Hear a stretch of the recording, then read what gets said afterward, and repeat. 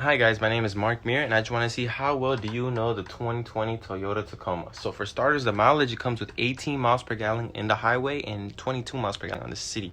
It's also Apple Play compatible, and it comes with Toyota Safety Sense, which is good because it comes with a pre-collision system with pedestrian detection, a dynamic radar cruise control, lane departure alert, automatic high beams, and lane tracing. So what all these things mean is the pre-collision system with pedestrian detection means it has an integrated camera and a radar system that is designed to help reduce the likelihood of colliding with a preceding car or pedestrian. So let's say you're going and it senses the person or the car before you and it stops, which helps. The automatic high beams, they turn on when it's getting dark, and let's say you forget because you're tired coming home from work, it does it for you. And the lane departure alert is just when you're going down your lane, it kind of helps you get back on track. So it's safe, it's compatible with all the new technology, and it has fairly good mileage for a truck. So if you have any more questions, please stop by at Don Miguel Toyota. My information is going to be right here. Thank you.